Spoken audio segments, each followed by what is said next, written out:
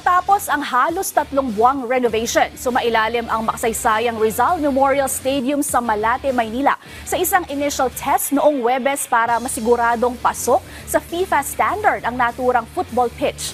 Yan ang ulat ni teammate Daryl Oclares. Mula sa pagtutulungan ng Philippine Sports Commission at Sports Architecture Company na Esports International, tapos na ang major renovation na isinagawa sa football pitch ng iconic Rizal Memorial Stadium sa Malate, Maynila. Simula noong Enero, isinaayos na ang artificial turf ng stadium na nagsilbing entablado sa mga makasaysayang kaganapan sa Philippine football. Makalipas ang 3 buwan, handa na ulit ang Rizal Memorial na mag-host ng mga major football events pero kinakailangan muna itong makatanggap ng certification mula sa FIFA. Kaya nitong Huwebes, sa pamumuno ng FIFA Accredited Sports Testing Laboratory na AcustoScan, nagsagawa ng initial test para masiguradong pasado ang football pitch sa quality standard. Kumpiyansa naman si AcustoScan International Director Anthony Aparaili na mas maganda ngayon ng kalidad ng inilatag na football pitch. Ibinida rin niya ang ilang mga bagong features ng artificial turf kabilang na ang shock absorber na makakatulong para makaiwas ang mga football players pagdating sa injury. Because it's still firm, because you have the shock drain, but it's safer, like you will not have injury.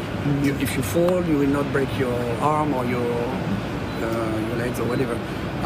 The problem, the natural grass tend to be harder. So maybe I should not have said this one is softer, maybe the other one are harder. Plus the natural grass requires a lot of water. So if you don't use the water, then it gets very hard. So this one, you don't need water. You can make water to cool it down if you want, but it doesn't require water. Ayon naman kay Esports International Managing Director Audris Romualdez, palagi anya nilang sinisigurado na pasok sa international standards ang mga itinatayo nilang sports facilities. Ito na ang ikalawang pagkakataon na inatasan ng PSC ang kanilang kumpanya para isaayos ang Rizal Memorial Stadium na matatandaang nakatanggap ng 2 stars rating mula sa FIFA noong 2015. As I've always said, when we do a certain facility, we make sure that we think of the athlete, that they can train properly, that they can become international athletes, and at the same time, we want to protect the investment of the client. Bumisita rin sa field testing si PSC Chairperson Richard Bachman. Anya, simula pa lamang ang renovation ng football stadium sa kanyang plano na isaayos ang mga pasilidad sa Rizal Memorial Sports Complex. On a personal note, when I did get here as PSC chairman 2 years ago and I went around the facilities, especially this one at 5:30 in the morning, I told myself that I have a lot of work to do. I promised that I will fix facilities, and this is one step.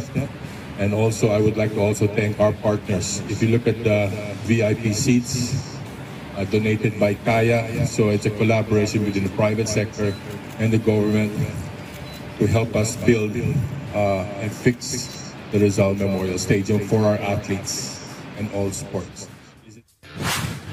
Inaasahan na abutin ng 1 buwan bago makuha ang certification mula sa FIFA pero ayon sa Esports International at AcustoScan, maaari ng pagdausan ang Rizal Memorial Stadium ng mga football matches. Daryl Oclares para sa Atletang Pilipino para sa Bagong Pilipinas.